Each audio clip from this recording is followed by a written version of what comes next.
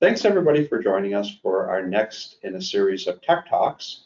So I'll start out with, my name is Eric, President of Landworks. To my left, we have Rachel Richer, and to my right, we have Arthur, both senior network architects, been with Landworks for a long time and with a great deal of experience with Office 365 in the trenches, hands-on with customers, building our tenants, optimizing it, etc. If you have any questions during the broadcast, if you could just post them in the chat. And I just want to indicate that this is not like a death by PowerPoint. We're going to have a couple of slides up just to maybe illustrate a point or two, but for the most part, this is just open dialogue, and with the objective of explaining what are some of the gotchas, some of the things that we've learned with Microsoft 365 and Office 365 tenants.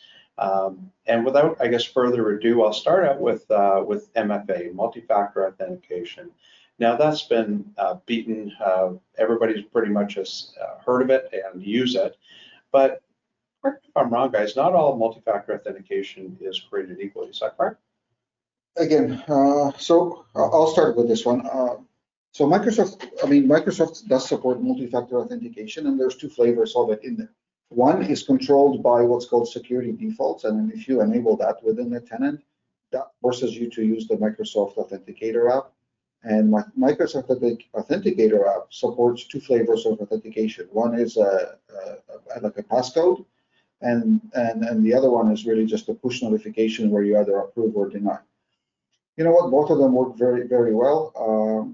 Lately, with the push notification, there was an issue at Cisco where people got flooded with the push notifications, and eventually somebody clicked. I mean, after 1,000 of those on your phone, you might click on it by mistake. You don't even know that you're clicking on it because you're doing something else on the phone, and that's how they got into the system. So either now with the passcode authentication, is if somebody's trying to hack into your account, and if somebody cracks your password, you will not get a push notification saying that, hey, somebody got it. So you don't know. So you don't know.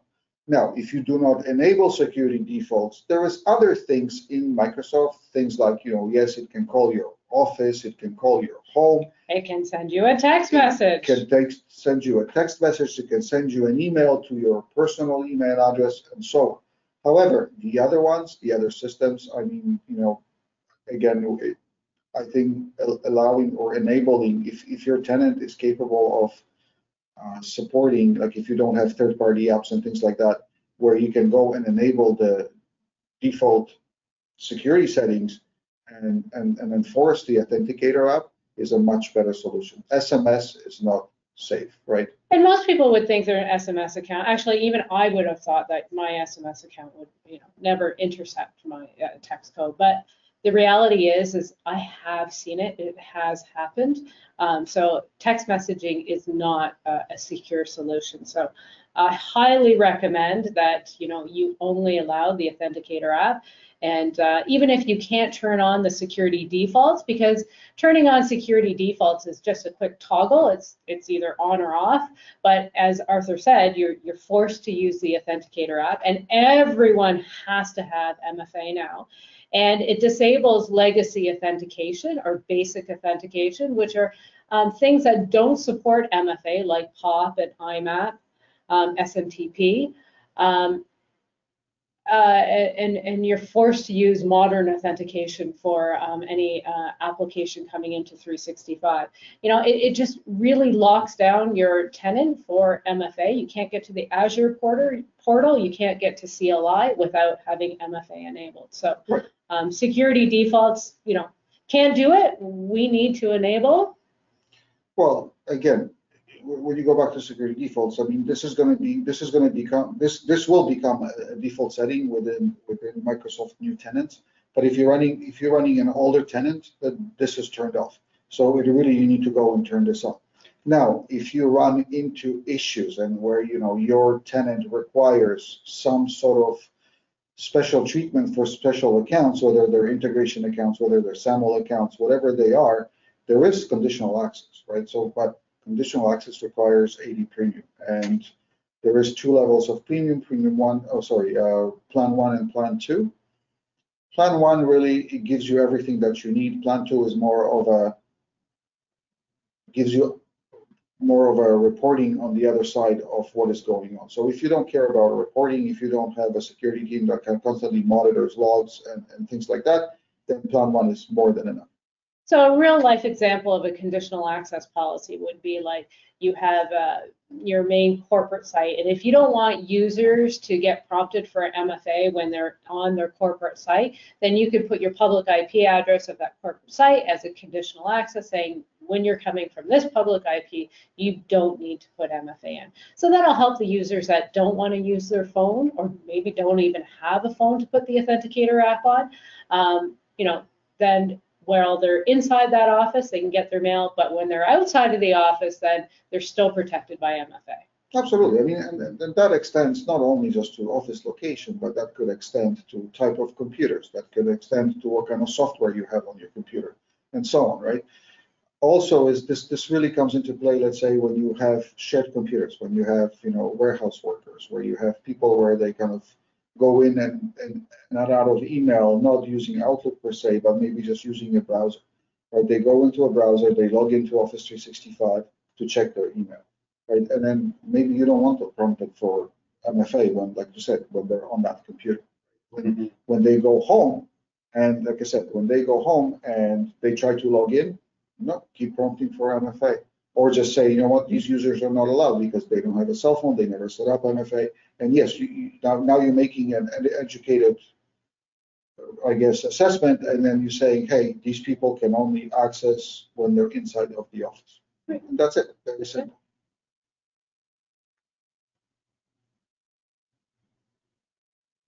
And that's it. And then now, and then you can continue with, Rachel.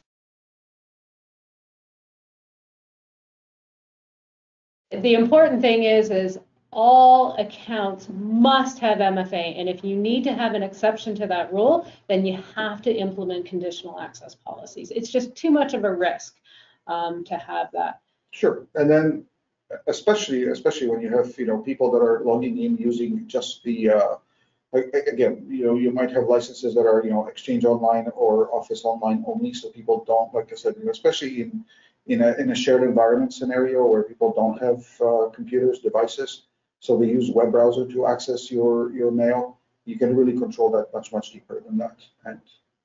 And for the web access, how do we make sure that I know I'm logging into my 365 tenant, Arthur?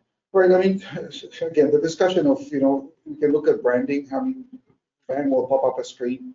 I think branding is such a no-brainer. I mean, it really requires you to have 2 images, one for your logo and then one for the background. I mean, the catch here is make sure those images are not, easily accessible. They're not just something from your website. Have them, purposely built, and, don't publish them outside. Because what happens here is when people log in, it will be just a confirmation that they're logging into the right organization. A lot of hackers, a lot of organizations got kind of scraped by fake pages. And I mean, those fake pages exist everywhere.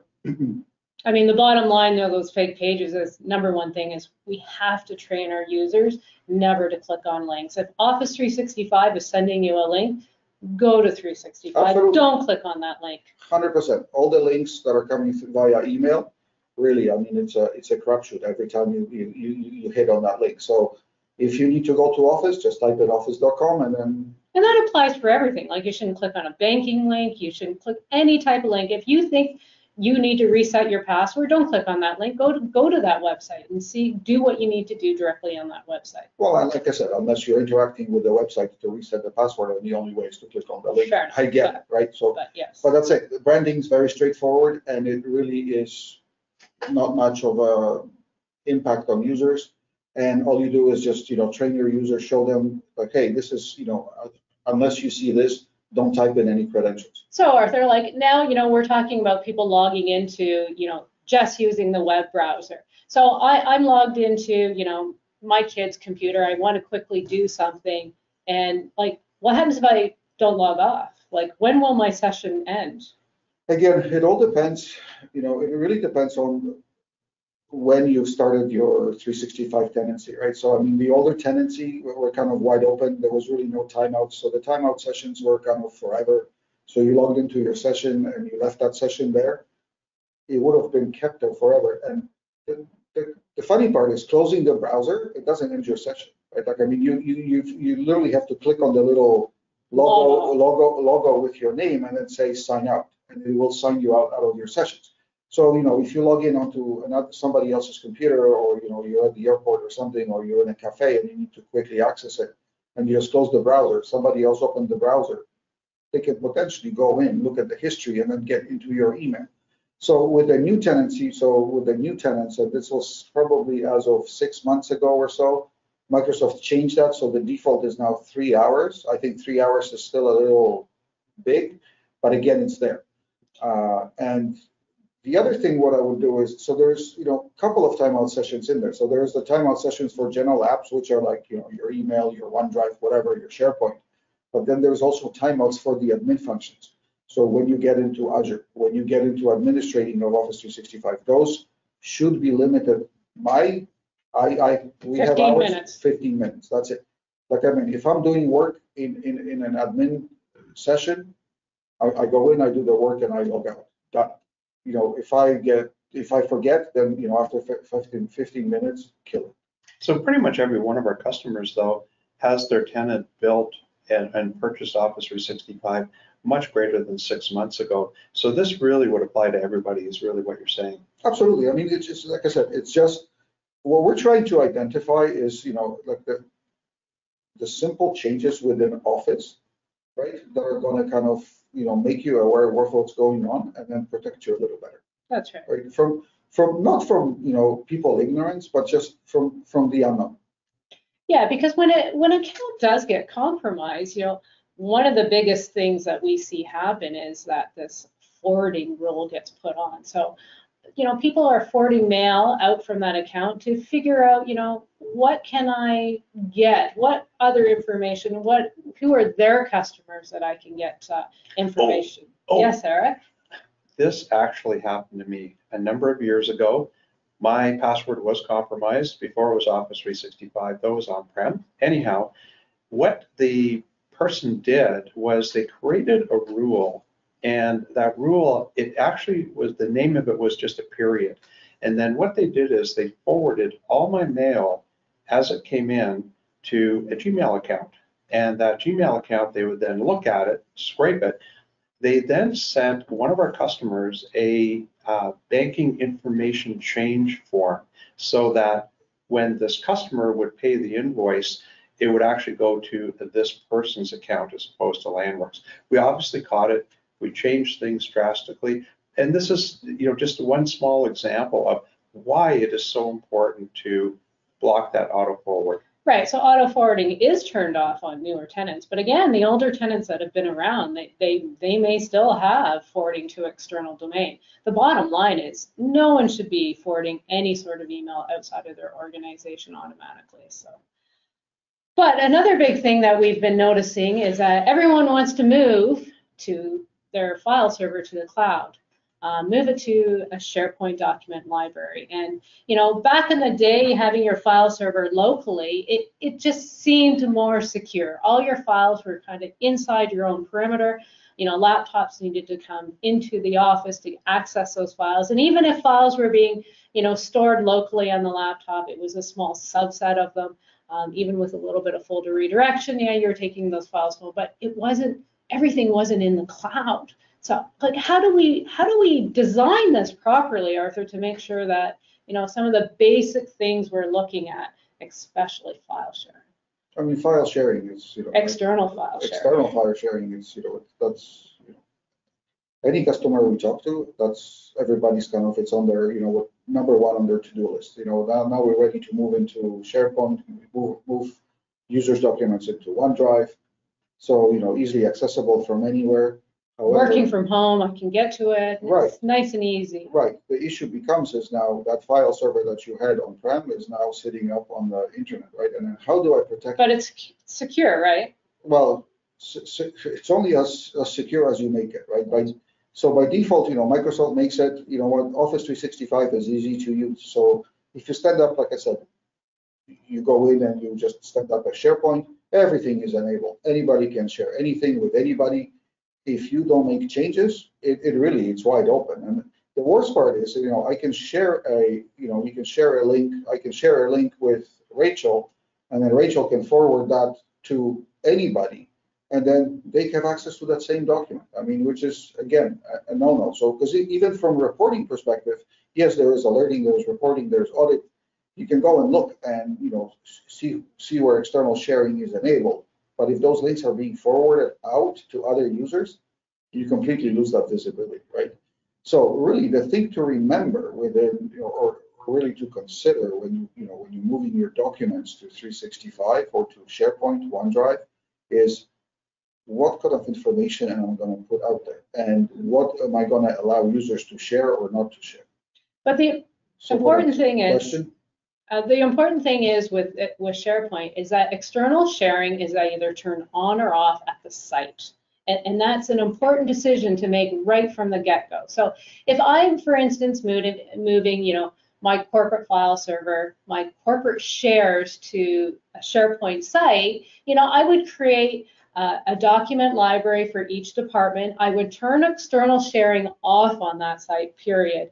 And then I would create my groups at each document library. And very, straightforward, I'd make decisions. Am I allowed to sync these files to my local laptop? And if I am, then, I have to build security around these laptops so that, if this laptop was stolen, these corporate files aren't just out there in the world. So there's lots of little things to consider. But even if you're building, like I say, so now you have you have the kind of internal SharePoint site which is kind of protected, and then there's the other side which is we need a corporate presence where people can easily share documents. Then you really if you set up that site, you really need somebody to oversee as to what people post into there, right? So you need somebody like a gatekeeper, or say, because users might not know. They say, hey, I like this document, I'm going to post it in. That document might have sensitive information in there, and somebody should oversee that. Right, so you need to build your corporate policies and procedures around what kind of documents can be shared and what kind of documents can actually live in SharePoint. Like, do I want to put any personal information for my employees up in SharePoint? My answer would be no, that's still kept on your local file. Absolutely, anything that can expose you, because again, don't forget, this is, all these permissions, all these settings are controlled with usually just a checkmark. An admin can make a mistake. Anyone can make a mistake. Yeah, and then suddenly, what is the exposure? Right. So that's what you need to watch. The other thing, one more thing I wanted to say is managing permissions inside SharePoint. It's not really the same as managing permissions on a file share. File share were easy. You click on a folder, you go to security, you have done. Right, so you have two types of security within the file structure. You have the share security, and then you have the NTFS security. That doesn't exist in SharePoint anymore. In SharePoint, you just have security, right? So now everything you control is at the top, and it just trickles down. Trying to break the inheritance below and start nesting permissions, it's for the next guy that shows up, it's almost a nightmare.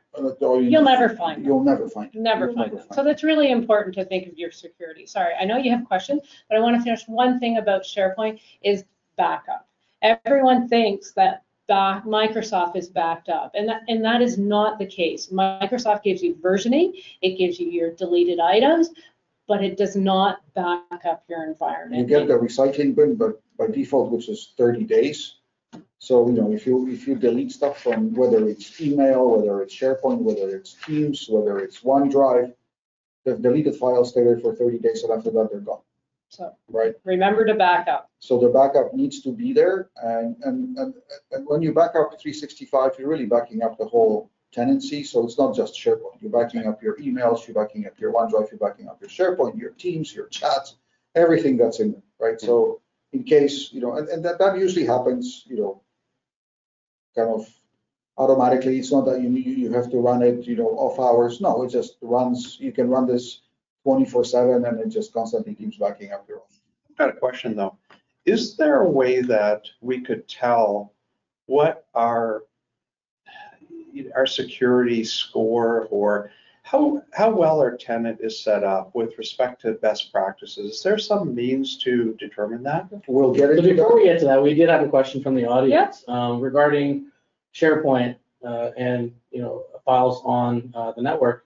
Question was how do we or can we make sure there's a way to encrypt the data that is on the network? Is that at all possible? Was the question. Encrypt data or on the In SharePoint? On SharePoint? Yeah, on SharePoint. Or on the network. The SharePoint, whatever is on the network that's being shared to everyone. Is there a way to encrypt that data? I'm not sure. So I don't know for the Or question. even on the base network, is there a way to So encrypt the that? data that's in 365 is It's encrypted. encrypted. It's Okay. already encrypted. Okay, So perfect. And when you access it online, it is How about the network itself? on the network itself, I mean, that's just a part of whatever. If you're running Windows, you can, you have BitLocker. If you're running, you can have encryption at the SAN level. You can have encryption at the ESX level. You can have encryption at the server OS level, right? So it's really where, but yes, you can encrypt. But each individual file is not encrypted. Just remember it that way, right? So when you pull down your file from HTTPS, that traffic obviously is encrypted. But on the network, each file is not encrypted. No, each file is not encrypted. It's, if you have BitLocker on your PC, no one can get into your PC because it's encrypted. It's on the outside. But I the mean, you network can- itself. You can encrypt at the, you can encrypt at the drive level. You can encrypt it at the file level. But I mean, it's just file level is such an overhead on the file server that very few people do. Like, you will have to have really strict some sort of requirements to do that at the file level. We got to thank you. So back to how do you know if your environment is secure? So Yeah. BAM has a little photo here, or a little screenshot of, this is a tenant that we set up approximately 2+ years ago, and this is out of the box. It's Secure Score, which is Microsoft's way of telling you how secure is your tenant. By default was only 27%. I think if you stand up a new tenant today, you're probably looking around 40%. Is that good enough? It's a failure rate, in my opinion. And you really want to aim your tenant as high as possible. Our tenant at Landmarks is sitting around 74% or so. So anywhere above 60 is probably adequate, but pushing 80 would be great. Now, the issue is? Yeah, security versus usability, right? So, when you go into that Microsoft Secure Score, it's a great entry point because it will list a bunch of things. Here's how you improve your security posture, but be very careful because things like, Microsoft wants you to turn off, Teams sharing with external users. I think the whole idea about Teams is that I can quickly invite people from outside of our organization and then have a quick call with them, whatever. So, like turning that off, not really an option. So really, the important thing is to read what each one of them does, and then, it tells you exactly how to turn things off. It's obviously I should say quick. Microsoft's rule is anytime you make one of these settings, it could take up to 24 hours to reverse as well. So just. I guess really though, the sum of it is that, the security setting is going to be different for every organization. Absolutely. And the type of organization, the unique requirements of every Absolutely. company. So it is going to vary, but you'll want it over 60. I think that's a general rule. absolutely. I would agree. And this will give you kind of, the baseline of items to look at, right? And then, and this is not one of those set it and forget it things because Microsoft changes policies all the time, right? So this Microsoft Secure Score, you want to go there at least, I would say, at least once a month, if not, twice a month, just to go and see what has changed. Because, suddenly you'll set up your security score and then everything will be fine. And then suddenly you drop. Yeah. And then, why did I drop? Yeah, because, a new policy was added for Microsoft and I don't have it implemented, right? Yeah. So that's. I thought you were talking about my credit score for a second there. Okay. All good. Do you even have one? The other thing is, if you're one of the things in Secure Score is the number of global administrators you have.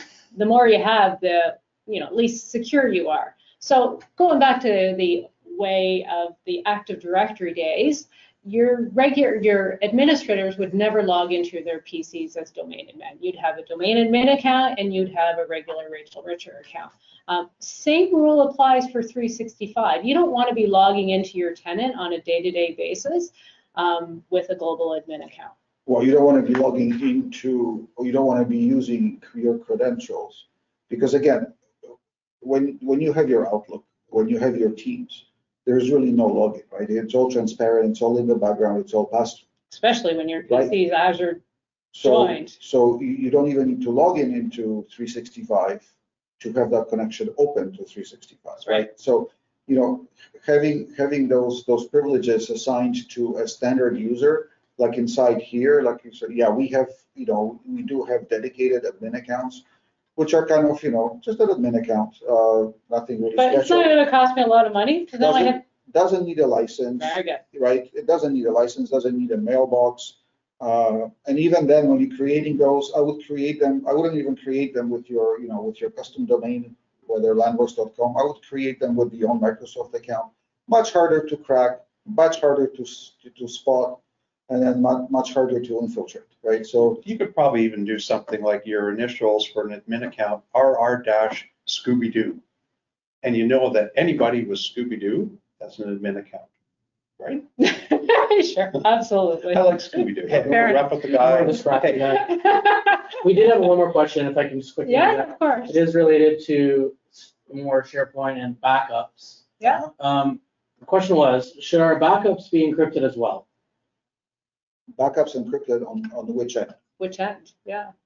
Right. Because go ahead. So the backups are. I mean, you may cover both if you can. Right. So when you look at 365 backup, like 365 backup, it's an EDB database, so it's already in its own encrypted state. Like it's not like you can go and read that data fairly easy, right? It's no different than, you know, if you look at Exchange, if you have the on-prem Exchange and you look at the Exchange databases, that's what Office backup databases look like, right? So, right. So in theory, when you're backing this up, that data is not. So when you look at SharePoint, like, so for example, like just give you an example, we use Veeam backup for Office 365, right? So the data so all the data that's being backed up, it's backed up into the database files, the EDB Microsoft database files, and to extract that data, you need to have, you know, different explorers. So there's an explorer for Exchange. So if you want to retrieve mail, there is a mail component to that. There is a SharePoint one, there is a OneDrive one, there is a Teams one, because they all pull different data from within that database. If I gave you that database and I said, here, there is no tool that will open that database. So as the data is leaving Microsoft, it is an encrypted format, of course. When it comes back to if it's on your network or if you're using a third party to put it there, that, you know, if it's a third party, I would assume it's in some sort of encrypted format. If it's local, then let's say if it's like a daily backup in the cloud.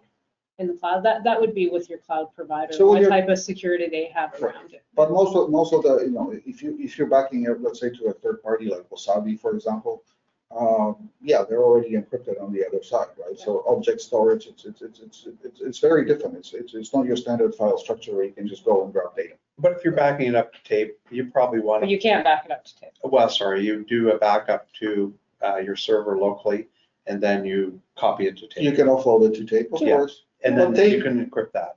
Tape is, I mean, tape is a dinosaur these days. Like, I mean, you know, with the object storage, the cost of object storage now is, and the headache with tape. I mean, you have retention policies in cloud that are forever. Right. Forever. You know, with tapes, you know, if I leave my tape for 7 years, and if I try to read from the tape after 7 years, you know, God help me, because number one is, do I have a drive that's even that far? You need to save the drive, You need to save the drive. I mean, yeah, they are backwards compatible. I get it.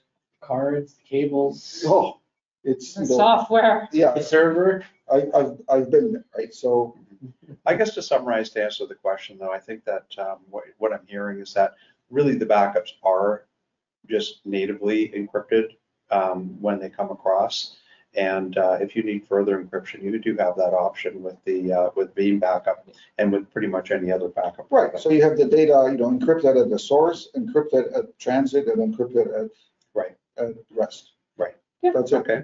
Perfect, thanks. So back to admin accounts. Now the issue when you create a separate global admin account, you don't have an email address associated. And all your alerts go to your tenant admins, and your global admin is one of those. So one thing you need to do is reconfigure your alert policies to go to a distribution group and have that distribution group, sent to the appropriate people to make sure you're getting your alerts properly. Did I miss anything from that? Anything? Well, again, I'm sure, And it's because by default there's so many of them. so many different alert policies, and I think this is actually a very good exercise to go through, because again, number one is when you set up your dedicated admin accounts, even at that level, you know what? If I'm an Exchange admin, I just need an Exchange admin role. I don't need to be a global admin, right? If I'm just doing, let's say, MFA administrations, I just need to be an MFA admin, right? So then when you kind of start breaking this up, you really have, one or two accounts that are really global admins. Everything else is, based on the role and function. And then once you go into those alerts, when you start setting those alerts, you can really trigger, you can really target them to the specific people. So not, if something happens in Exchange, the people that manage Azure or manage MFA, they don't care, right? So you're keeping the noise down. Alerting has been always, one of those things that, oh no, I want alerts for everything. But you know what? And then you're monitoring stuff, and then a lot of stuff just becomes noise. And people don't pay attention. That's so when the good alerts come through, you miss them most of the time. Yep, very good point. The other thing is for older tenants, audit log is not enabled by default.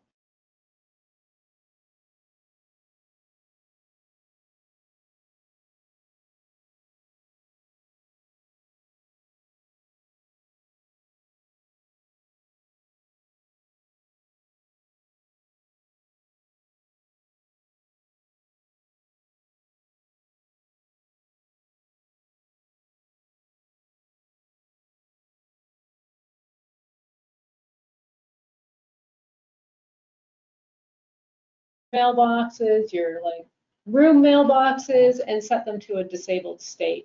There's absolutely no reason why they need to be have logins. Again, all you're trying to do is, limit the amount of exposure. So, shared mailbox, probably some password.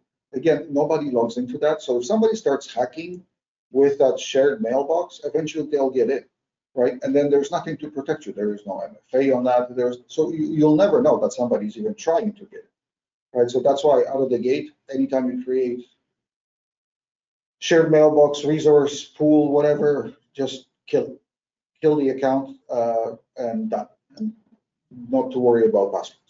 Another thing is many people wouldn't realize that the Azure portal is available to everyone to look at. It's read-only access, but you can get into the Azure portal and see information. So we suggest that you just disable that from your regular users. That was like the same thing on Active Directory. If you're running on-prem Active Directory, right?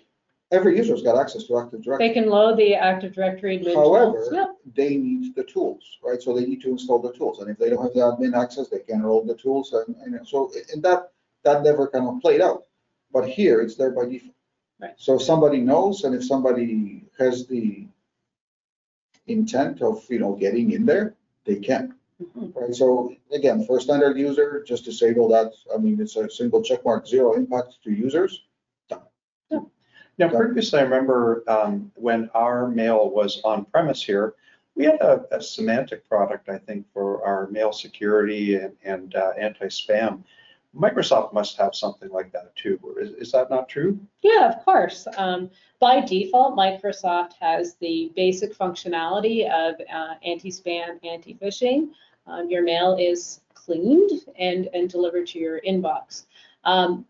But is it good enough? In my opinion, is no. That everyone needs to make sure that they have something called either Defender Plan 1 for Office or Plan 2. The Plan 2 gives you a little bit more training, etc. Well, there's EDR. There's whole threat analysis, there is reporting, there is phishing, there is training. It's much more expensive plan, so at But least again, just go for the P1.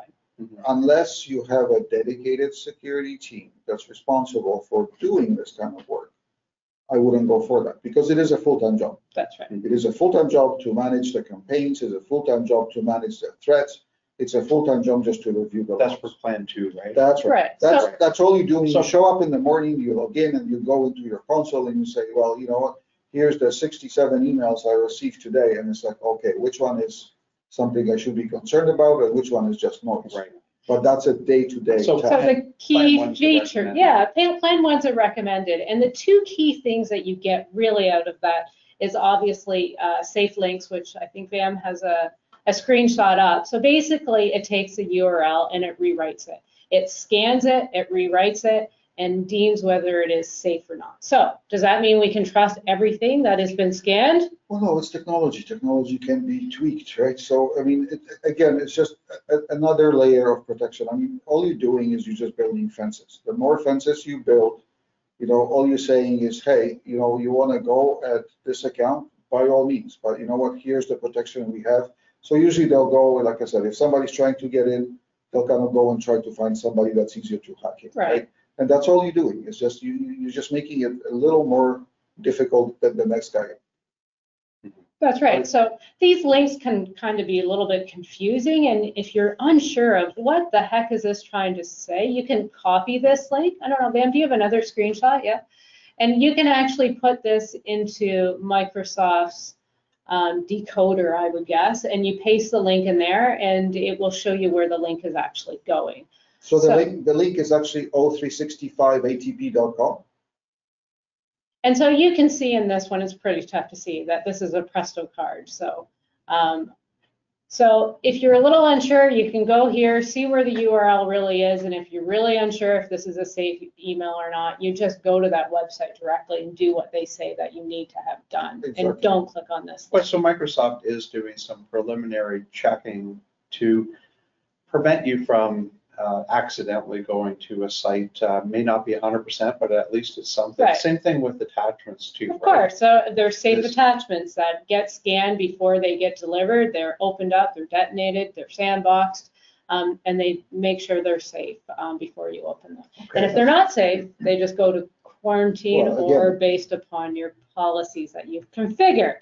So the issue here is if you do not have the Defender for Office, then you really have not much of control or much options in terms of how the system behaves. That's right. Right? Now, And you don't get safe links and no, safe you don't get attachments. safe links and safe attachments. Now, when you go into the Plan 1, you get things like you can start building quarantine policies. Like you can start building behavioral policies where, you know, when the mail comes in, I want the document to be whatever, quarantined, or I want it to be delivered to the junk mail, or you just deliver it as a read only so users can go into the quarantine and then they can see what's in the quarantine, but they have no options to release it. That's an admin function, and that's for somebody else. Because like I said, if the document has been deemed as unsafe, there is a reason for it. I mean, but over the years, I think the Microsoft engine got pretty good. I mean, there is still obviously false positives, but it got pretty good in terms of, you know, how it deems attachments and links safe, unsafe, right? Mhm. And then our last screenshot, do you want to talk about the configuration? Yeah, analyzer? so, you know, if you, like I said, just like you had the secure score, there is a configuration analyzer for the Defender for Office. So, you know, as you build your policies, because obviously, you know, when you subscribe to that Plan 1, that gives you the ability to create your custom policies, exclusions, inclusions, exceptions, and things like that. And then this thing is going to kind of go and analyze it. It kind of gives you like a holistic view of, you know, where your policies are, and maybe, you know, if anything was missed, it will tell you to, like, you know, for example, like on the screen, if you look at that first one, is the recommendation is quarantine message, but the current configuration says move to junk folder, right? So these are the things that it kind of that it will do for you. And again, this is something you check, I would say, once a month to make sure that everything is kind of where you want it to be. So I think the takeaway here is that truly configuring a tenant in Office 365 it is not just a simple task. Like, there's a lot of components to it to make it optimal for your own business. And you know, it seems that the skill set required is fairly significant, right? Again, from the admin perspective, a lot of these things, like I said, there's a lot of check marks. And the worst part is that, you know, things change. Like Microsoft, like, you know, in today's, you get used to going here and then doing this. And then, you know what, within 6 months, they completely change it. And then you get the little pop-up saying, hey, look, there's a preview of the new admin console. And they're just trying to find things, but that's what I'm saying. That's where that secure score and the configuration analyzer come into play, because they will kind of, you know, even if you don't know where it is, and if it's identified, it will point you to where to go and then what to change. Like we even, you know, there's another whole section on, you know, Teams configuration, which is again a little bit of SharePoint, but then it's this whole thing of, you know, how do I share my meetings? Do I allow people to remote control? Do I allow people to share desktops? Do I allow people to invite external people on my behalf and things like this? These are all settings within Teams, right? You need to get into that Teams admin. So again, I think a lot of it is just, hey, trial and error. Right? And guest access. Right. Right? Do I allow just random guests into my environment, or do I pre-invite all my, you know, you have to be an MFA user even if you're guest access. So if you enable the security defaults, so now, for example, let's say, you know, we at Landworks, we have, you know, sites that we share with our customers. Right. And, you know, it's been a kind of, you know, a discussion internal here. We haven't done this yet, but I mean, it's a discussion where we have external users accessing documents. Yes, you know, they are related, they're separate, there is no overlap, but right now we do not require, let's say, MFA for guest users. Right. But moving forward, I mean, I think it's just not to kind of make it difficult for the end user, but I think looking at it from the other side where, for example, you say, I share with an external company, that external company account gets compromised, they get into now the documents that are sitting here, and maybe that information has some sensitive information, right? So it's protecting not only me, but it's protecting the actual customer, right? I mean, and yes, it seems like you're putting layers upon layers upon layers to make it difficult for them, but the reality is, what's the other option? What's the other option? Right. And what's cloud service nowadays doesn't have an MFA? Right. And if it doesn't, should you really be using them would be the question, in my opinion. Exactly. All right, well, I think we should probably wrap things up. It's been almost 45 minutes. So I want to thank everybody for joining us. If there's any additional questions, or if you want to follow up afterwards, you can certainly email us. You know, all of us are, it's really easy. It's Rachel at Landworks, Eric at Landworks, and Arthur at Landworks. Or Van. Or Van at Landworks, that's right. Again, want to thank everybody, and if you have any further questions, need support and advice configuring this, or want an audit or any type of service with it, please let us know, and we'd be happy to do so.